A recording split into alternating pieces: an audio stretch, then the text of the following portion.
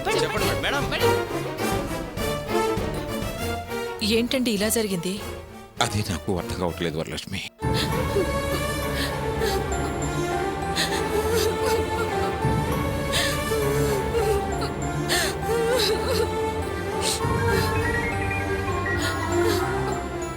Hello జయంతి, నేను చంద్రాన్ని మాట్లాడుతున్నా. చెప్పు చంద్ర. ఏంటా ఇది? నేను ఇప్పుడే టీవీ చూసి షాక్ అయ్యాను.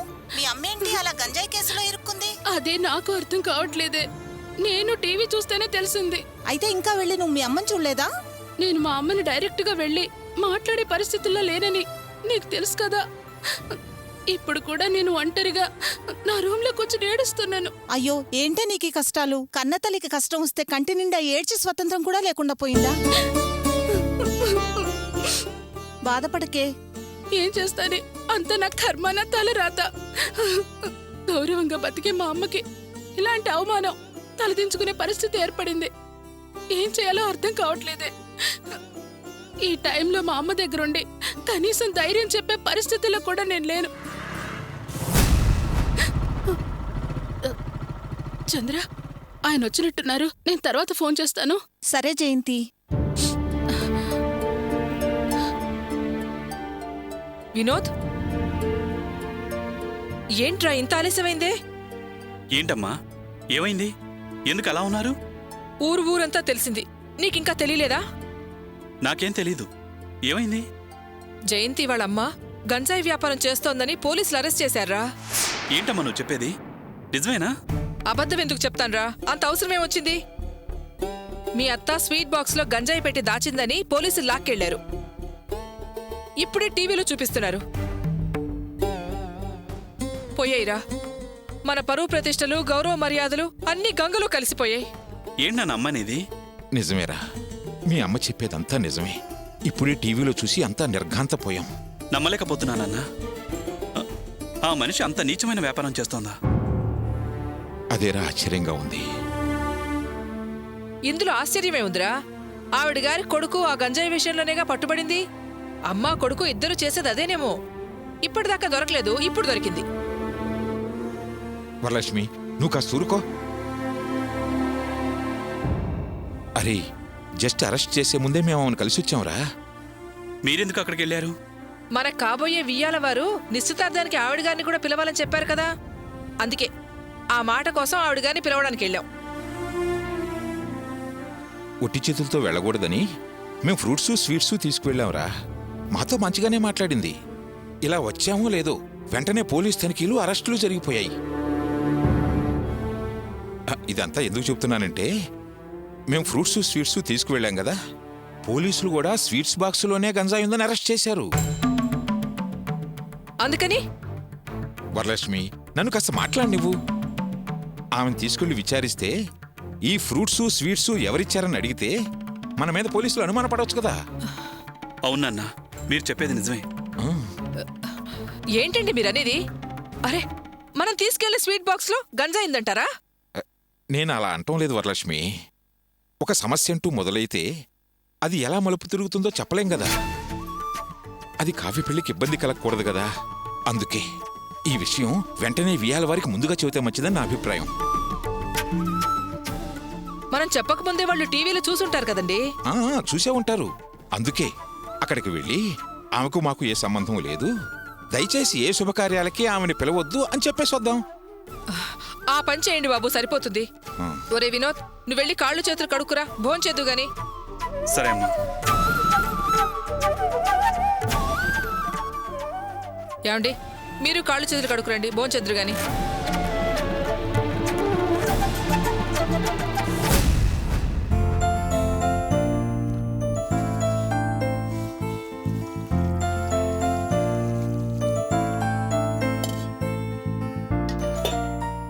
భోజనం పెట్టమంటావా?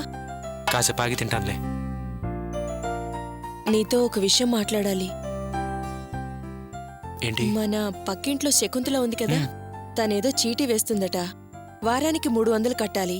కమిషన్ ఏం లేదు, లాటరీ సిస్టమ్ అట. నన్ను కూడా చేరమంది. నిన్నడిగి చెప్తానన్నాను. చేరమంటావా? ఇప్పుడు వద్దులే అర్చన, తర్వాత చూద్దాం. వారానికి 300 కదా. అదీ కాక లాటరీలో వస్తే ఆ తర్వాత కట్టాల్సిన పనిలేదు. అంతో ఇంతో ఒకేసారి మొత్తంగా ఇంతనే అమౌంట్ వస్తుంది. మనకే ఉపయోగపడుతుంది కదా. ఉపయోగపడుతుంది, కరెక్టే. కాకపోతే లాటరీ వచ్చేదాకా మనం ఇన్స్టాల్మెంట్లో కట్టాలి కదా అర్చన. ఇప్పటికే మనం చాలా అప్పుల్లో ఉన్నాం. ఆ అప్పులకి వడ్డీలు కట్టడానికి కూడా మన దగ్గర డబ్బులు సరిపోవట్లేదు. ఎప్పుడూ లేనిది మొదటిసారి ఈరోజు డబ్బే తీసుకురాకుండా షెడ్ నుంచి ఇంటికి వచ్చాను. మనం ఇప్పుడు చాలా అప్పుల్లో ఉన్నాం అర్చన. మన షెడ్కి కస్టమర్లు రావడమే తక్కువైపోయారు. వాళ్ళకంటే అప్పులు వాళ్లే ఎక్కువ వస్తున్నారు. నేను చీటీ అని అడిగి నిన్ను బాధ పెట్టానా? అయ్యో అదేం లేదర్చన, నీకు మన పరిస్థితి చెప్పాను అంతే. నువ్వు చెప్పేది నిజమే. మనం ఇప్పుడున్న పరిస్థితుల్లో కట్టడం కష్టమే. ముందు అప్పు తీర్చే దారి చూద్దాం. ఉమ్. నెమ్మదిగా నెమ్మదిగా రా, జాగ్రత్త. చూసుకో అటువైపు రా. జాగ్రత్త చూసుకో. జాగ్రత్త చూసుకో.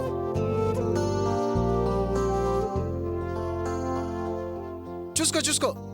నెమ్మదిగా. ఇక్కడ పెట్టు.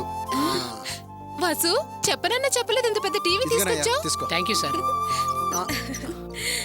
వాసు, ఏంట్రా ఇది? ఏం లేదమ్మా, ఉదయం నుంచి సాయంత్రం దాకా ఇంట్లో పని వంట పని చేసి అలసిపోతారు కదా, అందుకోసమనే మీరు టీవీలో సీరియల్స్ చూస్తూ ఎంజాయ్ చేస్తారని తీసుకొచ్చానే.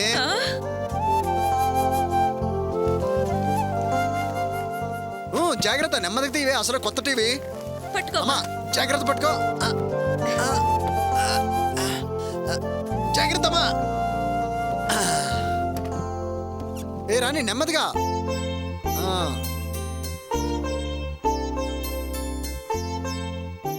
ఒరే వాసు, మన ఇంట్లో ఉన్నదానికన్నా పెద్ద టీవీలో ఉంది కదా? అవునమ్మా. ఎంతైందిరా? జస్ట్ 8,500 అమ్మా. అంటే 8,500 రూపాయలే. 8,500 రూపాయలా? అవునమ్మా. ఏంట్రా వాసు ఈ ఖర్చు? ఇప్పుడేగా ఏదో మనం కొంచెం కొంచెంగా సంపాదిస్తున్నాము. ఎందుకురా ఈ అనవసరమైన ఖర్చులు? రాణి, టీవీ చాలా అందంగా ఉంది కదూ? అయ్యో అమ్మా, ఇది ఫ్లాట్ స్క్రీన్ టీవీ అమ్మా. క్లారిటీ సూపర్ గా ఉంటుంది. సౌండ్ థియేటర్ లో విన్నట్టుంటుంది. నిజంగానా? వాసు, ఫుల్ పేమెంటా ఇన్స్టాల్మెంటా? అబ్బో, ఫుల్ క్యాష్ డౌన్ చేయడానికి నువ్వేమైనా సంపాదించావా, కట్ల కట్టిచ్చావా? ఇన్స్టాల్మెంట్ లో కొన్నాం. నెలకి 850 రూపాయలు.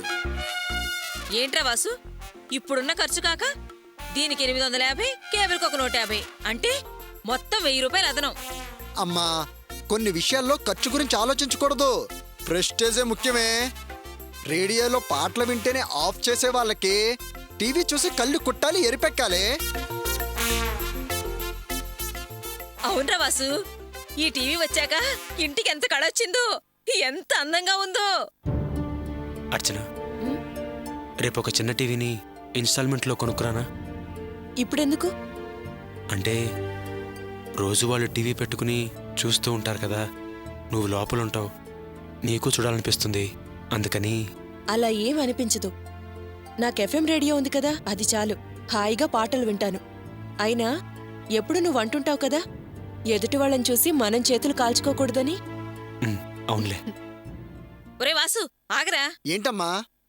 ఒరే, టీవీకి బొట్టు పెట్టి పూజ చేసి ఆ తర్వాత చూద్దాంరా. రేవతి, ఆ పసుపు కుంకుమ తీసురామా. ఏంటమ్మా కొత్త సినిమాకి పూజ చేసినట్లు? ఊరుకా అమ్మా. ఒరే, చెప్పేది వినరా. కొత్తగా ఏదైనా వస్తువు కొన్నప్పుడు ముందు పూజ చేసి దేవుడికి దండం పెట్టి అప్పుడు మొదలు పెట్టాలి.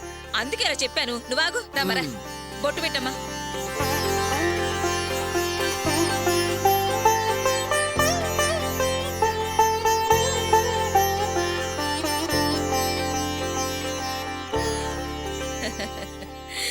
ఒరే, ఇప్పుడు పెట్టరా. అమ్మా, ఇదిగో నువ్వు ఆన్ చెయ్యి. నేనా? అవునమ్మా, లేకపోతే దీనికోసం మంత్రుల్ని పిలుస్తావా ఏంటి? ఈ ఇంటికి రాజు, రాణి, మంత్రి అన్ని నువ్వేనమ్మా. ఇదిగో ఆన్ చెయ్యి. ఏదిరా, ఎటు? ఇటమ్మా, ఇదిగో ఇది నొక్కు.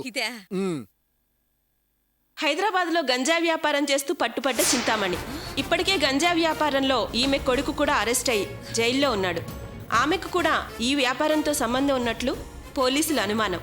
మరిన్ని వివరాలు సేకరించడానికి పోలీసులు దర్యాప్తు చేస్తున్నారు. ఈ రోజు ఉదయం చింతామణి ఇంట్లో సోదా చేయగా స్వీట్ ప్యాకెట్లో గంజాయి దొరికినట్లు పోలీసుల సమాచారం. అయితే తనకు ఈ కేసుకు ఏ విధమైన సంబంధం లేదని ఆమె చెప్తున్నారు.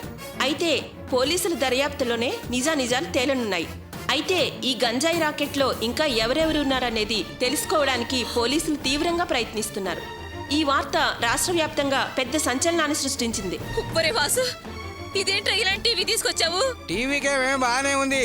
ఆవిడ గురించి ఆవిడ కొడుకు గురించి అంత క్లియర్గా చెప్తుంటే నీకు అర్థం కావట్లా? నువ్వు లేచిన వేళ విశేషం చాలా బాగుంది. లేకపోతే అక్క అంటూ దాని పక్కన ఉంటే బొక్కలో పడేసా పోలీసు వాళ్ళు మక్కిలు ఎరగదనేవాళ్ళు. సంతోషించు. అయ్యో, వదిన వాళ్ళమ్మ, నాకేం అర్థం కావట్లేదు. ఈ విషయం వదినికి తెలుసో తెలీదో? అర్చన, టీవీలో వచ్చిందంటే ఈ పాటికి ఊరంతా తెలిసే ఉంటుంది. మీ వదినకి ఎందుకు తెలీదు? అసలే అమ్మకి ఆమెకి పడనే పడదు.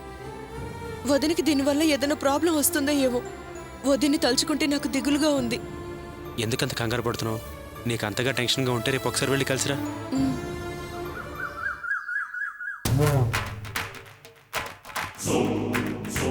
అమ్మా,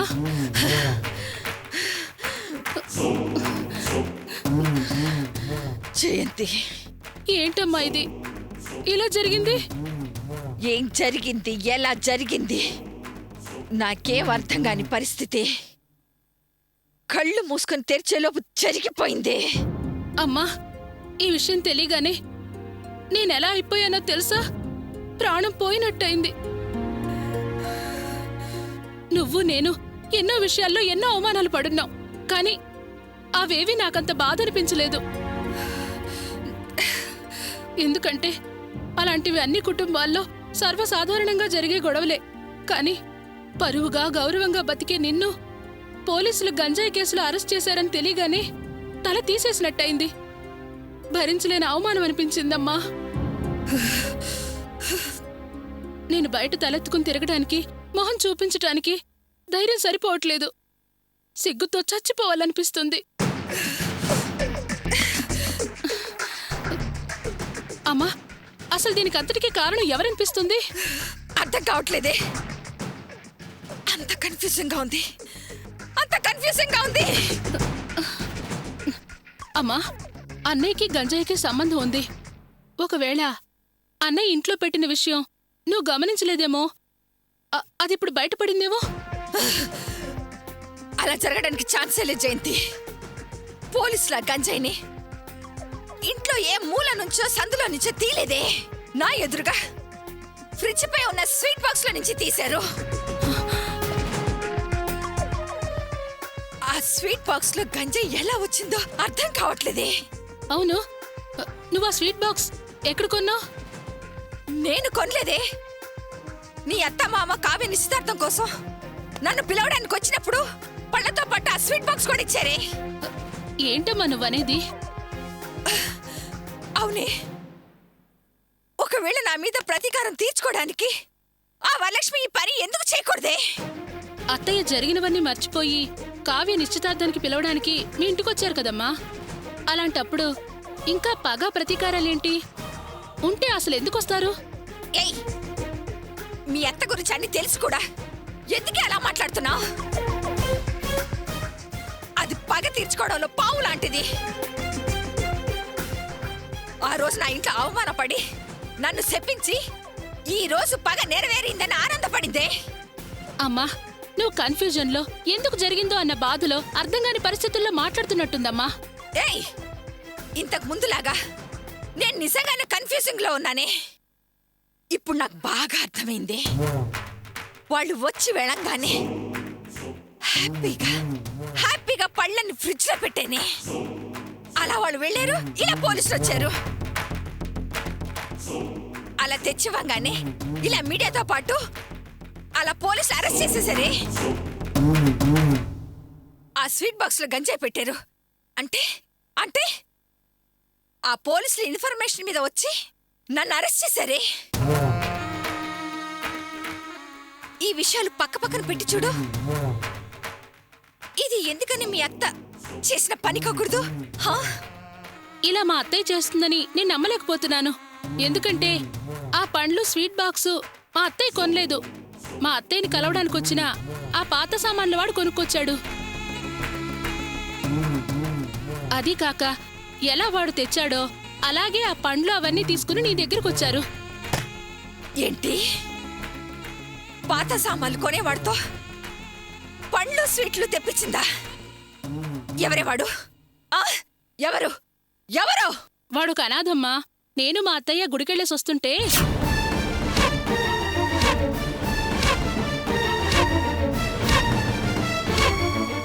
అదమ్మా జరిగింది. డౌటే లేదు జయంతి. ఆ గంజాయి వాడిని పట్టి వాడితో స్వీట్ బాక్స్ లో గంజాయి పెట్టించి హహహహ, నన్ను ఇరికిచ్చిందే. ఎవరేం చెప్పినా నేను దాన్ని వదలను. దాని మీద ప్రతీకారం తీర్చుకొని తీరుతాను. నాకు సమయం వస్తుంది, అప్పుడు చెప్తాను దాని సంగతి. జయంతి, అది చెప్పినట్టు నన్ను అవమానపరిచిందే. మీ అత్త చేసింది కనిపెట్టి విషం బయటికి లాగి నన్ను బయట తీసుకురావే.